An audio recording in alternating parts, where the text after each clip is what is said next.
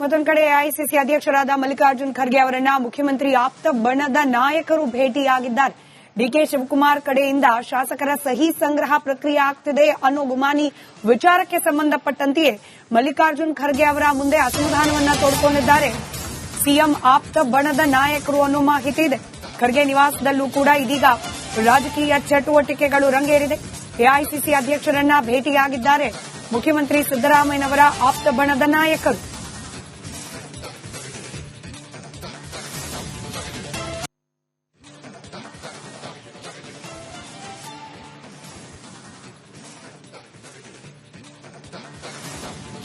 Details ನಮ್ಮ ಪ್ರತಿನಿಧಿ ಬಸವರಾಜ್ ನೀಡುತ್ತಾರೆ, ನೇರ ಸಂಪರ್ಕದಲ್ಲಿದ್ದಾರೆ. ಬಸವರಾಜ್, ಎಐಸಿಸಿ ಅಧ್ಯಕ್ಷರನ್ನ ಕೂಡ ಮುಖ್ಯಮಂತ್ರಿ ಬಣದ ಕೆಲ ನಾಯಕರು ಭೇಟಿಯಾಗಿದ್ದಾರೆ ಅನ್ನೋ ಮಾಹಿತಿ ಇದೆ.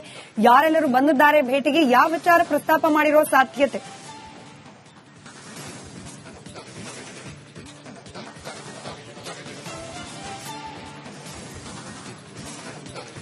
ಸ್ಮಿತಾ, ಬಹಳ ಪ್ರಮುಖವಾಗಿ ಕಳೆದ 2 ದಿನಗಳಿಂದ ಎಐಸಿಸಿ ಅಧ್ಯಕ್ಷರಾದಂತಹ ಮಲ್ಲಿಕಾರ್ಜುನ್ ಖರ್ಗೆ ಅವರ ನಿವಾಸ ಈಗ ಶಕ್ತಿ ಕೇಂದ್ರವಾಗಿ ಪರಿವರ್ತನೆ ಆಗ್ತಿದೆ. ನಿನ್ನೆ ಸಿಎಂ ಸಿದ್ದರಾಮಯ್ಯ ಅವರೇ ಬಂದು ಇಲ್ಲಿ ಸಾಕಷ್ಟು ಅಂದ್ರೆ 1.5 ಗಂಟೆಗೂ ಹೆಚ್ಚು ಕಾಲ ಚರ್ಚೆ ಮಾಡಿ ಹೋಗಿರ್ತಕ್ಕಂಥದ್ದು. ಇಂದು ಕೂಡ ಸಿಎಂ ಡಿಕೆ ಶಿವಕುಮಾರ್ ಅವರು ಈ ಮಲ್ಲಿಕಾರ್ಜುನ್ ಖರ್ಗೆ ಅವರನ್ನ ಭೇಟಿ ಮಾಡ್ತಾರೆ, ಚರ್ಚೆ ಮಾಡ್ತಾರೆ ಅನ್ನುವಂತ ಮಾತುಗಳಿದಾವೆ. ಇದರ ನಡುವೆ ಸಚಿವರು ಒಬ್ಬೊಬ್ಬರೇ ಆಗಮಿಸ್ತಾ ಇದ್ದಾರೆ. ನಿನ್ನೆ ಮೊನ್ನೆ ಕೂಡ ಸಾಕಷ್ಟು ಜನ ಸಚಿವರು ಎಐಸಿಸಿ ಅಧ್ಯಕ್ಷರಂತ ಮಲ್ಲಿಕಾರ್ಜುನ್ ಖರ್ಗೆ ಅವರನ್ನ ಭೇಟಿ ಮಾಡಿಕೊಂಡು ಮಾತುಕತೆ ಮಾಡ್ಕೊಂಡು ಹೋಗಿದ್ದಾರೆ.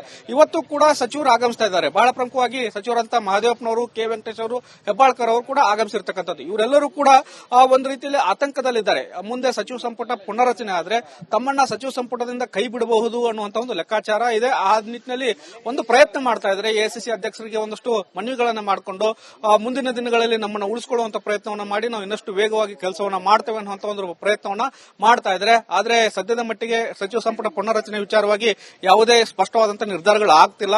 ಬಹುತೇಕವಾಗಿ ಡಿಸೆಂಬರ್ ಅಂತ್ಯಕ್ಕೆ ಸಚಿವ ಸಂಪುಟ ಪುನರಚನೆ ಆಗಬಹುದು ಅಂತ ಲೆಕ್ಕಾಚಾರಗಳು ಈಗ ಗೋಚರಿಸ್ತಾ ಇದಾವೆ. ಹೀಗಾಗಿ ಆದಷ್ಟು ನಾವು ಸಚಿವ ಸ್ಥಾನವನ್ನು ಉಳಿಸಿಕೊಳ್ಳಬೇಕನ್ನುವಂತ ನಿಟ್ಟಿನಲ್ಲಿ ಸಚಿವರು ಪ್ರಯತ್ನವನ್ನು ನಡೆಸಿದ್ದಾರೆ.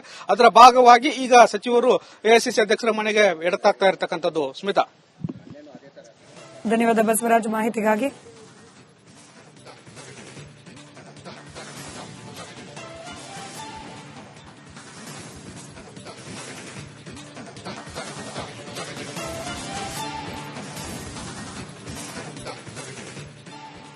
ಮತ್ತೊಂದು ಕಡೆ ಎಐಸಿಸಿ ಅಧ್ಯಕ್ಷರಾದ ಮಲ್ಲಿಕಾರ್ಜುನ್ ಖರ್ಗೆ ಅವರನ್ನ ಮುಖ್ಯಮಂತ್ರಿ ಆಪ್ತ ಬಣದ ನಾಯಕರು ಭೇಟಿಯಾಗಿದ್ದಾರೆ. ಡಿಕೆ ಶಿವಕುಮಾರ್ ಕಡೆಯಿಂದ ಶಾಸಕರ ಸಹಿ ಸಂಗ್ರಹ ಪ್ರಕ್ರಿಯೆ ಆಗ್ತಿದೆ ಅನ್ನೋ ಗುಮಾನಿ ವಿಚಾರಕ್ಕೆ ಸಂಬಂಧಪಟ್ಟಂತೆಯೇ ಮಲ್ಲಿಕಾರ್ಜುನ್ ಖರ್ಗೆ ಅವರ ಮುಂದೆ ಅಸಮಾಧಾನವನ್ನ ತೋಡ್ಕೊಂಡಿದ್ದಾರೆ ಸಿಎಂ ಆಪ್ತ ಬಣದ ನಾಯಕರು ಅನ್ನೋ ಮಾಹಿತಿ ಇದೆ. ಖರ್ಗೆ ನಿವಾಸದಲ್ಲೂ ಕೂಡ ಇದೀಗ ರಾಜಕೀಯ ಚಟುವಟಿಕೆಗಳು ರಂಗೇರಿದೆ. ಎಐಸಿಸಿ ಅಧ್ಯಕ್ಷರನ್ನ ಭೇಟಿಯಾಗಿದ್ದಾರೆ ಮುಖ್ಯಮಂತ್ರಿ ಸಿದ್ದರಾಮಯ್ಯನವರ ಆಪ್ತ ಬಣದ ನಾಯಕರು.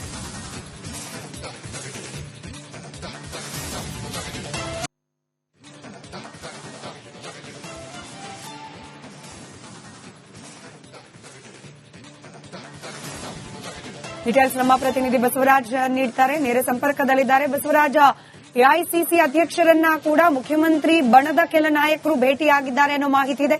ಯಾರೆಲ್ಲರೂ ಬಂದಿದ್ದಾರೆ ಭೇಟಿಗೆ? ಯಾವ ವಿಚಾರ ಪ್ರಸ್ತಾಪ ಮಾಡಿರೋ ಸಾಧ್ಯತೆ?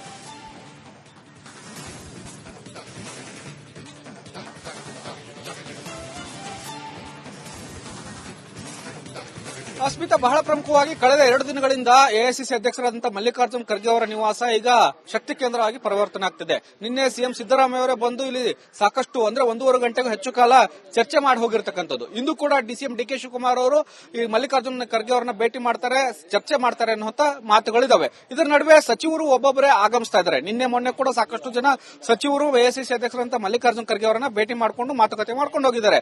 ಇವತ್ತು ಕೂಡ ಸಚಿವರು ಆಗಮಿಸ್ತಾ ಇದ್ದಾರೆ. ಬಹಳ ಪ್ರಮುಖವಾಗಿ ಸಚಿವರಂತ ಮಹದೇವಪ್ಪನವರು, ಕೆ ವೆಂಕಟೇಶ್ ಅವರು, ಹೆಬ್ಬಾಳ್ಕರ್ ಅವರು ಕೂಡ ಆಗಮಿಸಿರ್ತಕ್ಕಂಥದ್ದು. ಇವರೆಲ್ಲರೂ ಕೂಡ ಒಂದು ರೀತಿಯಲ್ಲಿ ಆತಂಕದಲ್ಲಿದ್ದಾರೆ. ಮುಂದೆ ಸಚಿವ ಸಂಪುಟ ಪುನರಚನೆ ಆದ್ರೆ ತಮ್ಮನ್ನ ಸಚಿವ ಸಂಪುಟದಿಂದ ಕೈ ಬಿಡಬಹುದು ಅನ್ನುವಂತ ಒಂದು ಲೆಕ್ಕಾಚಾರ ಇದೆ. ಆ ನಿಟ್ಟಿನಲ್ಲಿ ಒಂದು ಪ್ರಯತ್ನ ಮಾಡ್ತಾ ಇದ್ದಾರೆ. ಎಐಸಿಸಿ ಅಧ್ಯಕ್ಷರಿಗೆ ಒಂದಷ್ಟು ಮನವಿಗಳನ್ನ ಮಾಡಿಕೊಂಡು ಮುಂದಿನ ದಿನಗಳಲ್ಲಿ ನಮ್ಮನ್ನು ಉಳಿಸಿಕೊಳ್ಳುವಂತ ಪ್ರಯತ್ನವನ್ನ ಮಾಡಿ ನಾವು ಇನ್ನಷ್ಟು ವೇಗವಾಗಿ ಕೆಲಸವನ್ನ ಮಾಡ್ತೇವೆ ಅನ್ನುವಂತ ಒಂದು ಪ್ರಯತ್ನವನ್ನ ಮಾಡ್ತಾ ಇದ್ದಾರೆ. ಆದ್ರೆ ಸದ್ಯದ ಮಟ್ಟಿಗೆ ಸಚಿವ ಸಂಪುಟ ಪುನರಚನೆ ವಿಚಾರವಾಗಿ ಯಾವುದೇ ಸ್ಪಷ್ಟವಾದಂತಹ ನಿರ್ಧಾರಗಳು ಆಗ್ತಿಲ್ಲ. ಬಹುತೇಕವಾಗಿ ಡಿಸೆಂಬರ್ ಅಂತ್ಯಕ್ಕೆ ಸಚಿವ ಸಂಪುಟ ಪುನರಚನೆ ಆಗಬಹುದು ಅಂತ ಲೆಕ್ಕಾಚಾರಗಳು ಈಗ ಗೋಚರಿಸ್ತಾ ಇದಾವೆ. ಹೀಗಾಗಿ ಆದಷ್ಟು ನಾವು ಸಚಿವ ಸ್ಥಾನವನ್ನು ಉಳಿಸಿಕೊಳ್ಳಬೇಕನ್ನುವಂತ ನಿಟ್ಟಿನಲ್ಲಿ ಸಚಿವರು ಪ್ರಯತ್ನವನ್ನು ನಡೆಸಿದ್ದಾರೆ. ಅದರ ಭಾಗವಾಗಿ ಈಗ ಸಚಿವರು ಎಐಸಿಸಿ ಅಧ್ಯಕ್ಷರ ಮನೆಗೆ ಎಡತಾಗ್ತಾ ಇರತಕ್ಕಂಥದ್ದು. ಸ್ಮಿತಾ, ಧನ್ಯವಾದ ಬಸವರಾಜ್ ಮಾಹಿತಿಗಾಗಿ.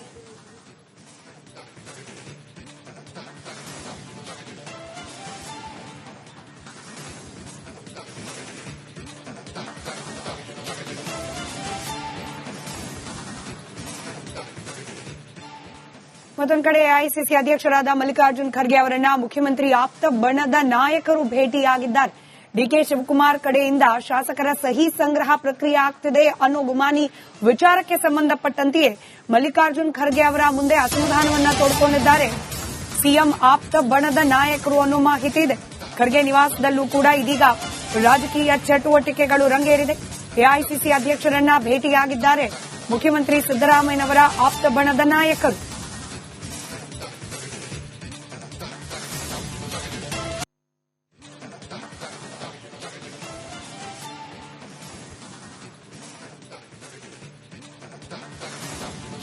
ಡೀಟೇಲ್ಸ್ ನಮ್ಮ ಪ್ರತಿನಿಧಿ ಬಸವರಾಜ್ ನೀಡ್ತಾರೆ, ನೇರ ಸಂಪರ್ಕದಲ್ಲಿದ್ದಾರೆ. ಬಸವರಾಜ್, ಎಐಸಿಸಿ ಅಧ್ಯಕ್ಷರನ್ನ ಕೂಡ ಮುಖ್ಯಮಂತ್ರಿ ಬಣದ ಕೆಲ ನಾಯಕರು ಭೇಟಿಯಾಗಿದ್ದಾರೆ ಅನ್ನೋ ಮಾಹಿತಿ ಇದೆ. ಯಾರೆಲ್ಲರೂ ಬಂದಿದ್ದಾರೆ ಭೇಟಿಗೆ? ಯಾವ ವಿಚಾರ ಪ್ರಸ್ತಾಪ ಮಾಡಿರೋ ಸಾಧ್ಯತೆ?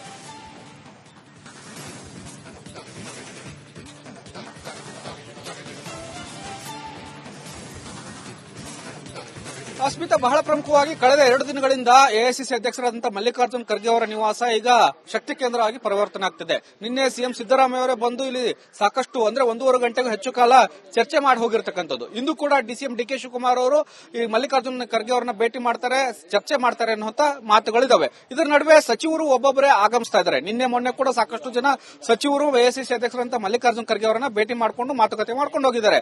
ಇವತ್ತು ಕೂಡ ಸಚಿವರು ಆಗಮಿಸ್ತಾ ಇದ್ದಾರೆ. ಬಹಳ ಪ್ರಮುಖವಾಗಿ ಸಚಿವರಂತ ಮಹದೇವಪ್ಪನವರು, ಕೆ ವೆಂಕಟೇಶ್ ಅವರು, ಹೆಬ್ಬಾಳ್ಕರ್ ಅವರು ಕೂಡ ಆಗಮಿಸಿರ್ತಕ್ಕಂಥದ್ದು. ಇವರೆಲ್ಲರೂ ಕೂಡ ಒಂದು ರೀತಿಯಲ್ಲಿ ಆತಂಕದಲ್ಲಿದ್ದಾರೆ. ಮುಂದೆ ಸಚಿವ ಸಂಪುಟ ಪುನರಚನೆ ಆದ್ರೆ ತಮ್ಮನ್ನ ಸಚಿವ ಸಂಪುಟದಿಂದ ಕೈ ಬಿಡಬಹುದು ಅನ್ನುವಂತ ಒಂದು ಲೆಕ್ಕಾಚಾರ ಇದೆ. ಆ ನಿಟ್ಟಿನಲ್ಲಿ ಒಂದು ಪ್ರಯತ್ನ ಮಾಡ್ತಾ ಇದ್ದಾರೆ. ಎಐಸಿಸಿ ಅಧ್ಯಕ್ಷರಿಗೆ ಒಂದಷ್ಟು ಮನವಿಗಳನ್ನ ಮಾಡಿಕೊಂಡು ಮುಂದಿನ ದಿನಗಳಲ್ಲಿ ನಮ್ಮನ್ನು ಉಳಿಸಿಕೊಳ್ಳುವಂತ ಪ್ರಯತ್ನವನ್ನ ಮಾಡಿ ನಾವು ಇನ್ನಷ್ಟು ವೇಗವಾಗಿ ಕೆಲಸವನ್ನ ಮಾಡ್ತೇವೆ ಅನ್ನುವಂತ ಒಂದು ಪ್ರಯತ್ನವನ್ನ ಮಾಡ್ತಾ ಇದ್ದಾರೆ. ಆದ್ರೆ ಸದ್ಯದ ಮಟ್ಟಿಗೆ ಸಚಿವ ಸಂಪುಟ ಪುನರಚನೆ ವಿಚಾರವಾಗಿ ಯಾವುದೇ ಸ್ಪಷ್ಟವಾದಂತಹ ನಿರ್ಧಾರಗಳು ಆಗ್ತಿಲ್ಲ. ಬಹುತೇಕವಾಗಿ ಡಿಸೆಂಬರ್ ಅಂತ್ಯಕ್ಕೆ ಸಚಿವ ಸಂಪುಟ ಪುನರಚನೆ ಆಗಬಹುದು ಅಂತ ಲೆಕ್ಕಾಚಾರಗಳು ಈಗ ಗೋಚರಿಸ್ತಾ ಇದಾವೆ. ಹೀಗಾಗಿ ಆದಷ್ಟು ನಾವು ಸಚಿವ ಸ್ಥಾನವನ್ನು ಉಳಿಸಿಕೊಳ್ಳಬೇಕನ್ನುವಂತ ನಿಟ್ಟಿನಲ್ಲಿ ಸಚಿವರು ಪ್ರಯತ್ನವನ್ನು ನಡೆಸಿದ್ದಾರೆ. ಅದರ ಭಾಗವಾಗಿ ಈಗ ಸಚಿವರು ಎಐಸಿಸಿ ಅಧ್ಯಕ್ಷರ ಮನೆಗೆ ಎಡತಾಗ್ತಾ ಇರತಕ್ಕಂಥದ್ದು. ಸ್ಮಿತಾ, ಧನ್ಯವಾದ ಬಸವರಾಜ್ ಮಾಹಿತಿಗಾಗಿ.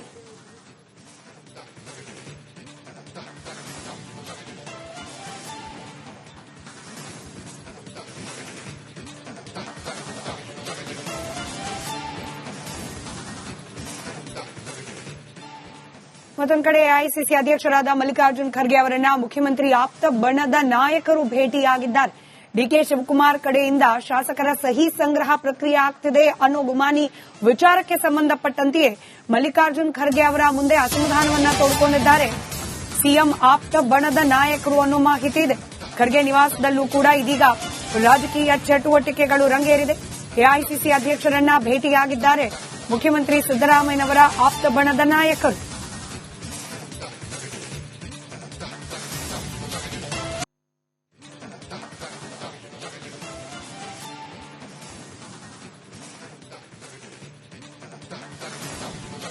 ಡೀಟೇಲ್ಸ್ ನಮ್ಮ ಪ್ರತಿನಿಧಿ ಬಸವರಾಜ್ ನೀಡ್ತಾರೆ, ನೇರ ಸಂಪರ್ಕದಲ್ಲಿದ್ದಾರೆ. ಬಸವರಾಜ್, ಎಐಸಿಸಿ ಅಧ್ಯಕ್ಷರನ್ನ ಕೂಡ ಮುಖ್ಯಮಂತ್ರಿ ಬಣದ ಕೆಲ ನಾಯಕರು ಭೇಟಿಯಾಗಿದ್ದಾರೆ ಅನ್ನೋ ಮಾಹಿತಿ ಇದೆ. ಯಾರೆಲ್ಲರೂ ಬಂದಿದ್ದಾರೆ ಭೇಟಿಗೆ? ಯಾವ ವಿಚಾರ ಪ್ರಸ್ತಾಪ ಮಾಡಿರೋ ಸಾಧ್ಯತೆ?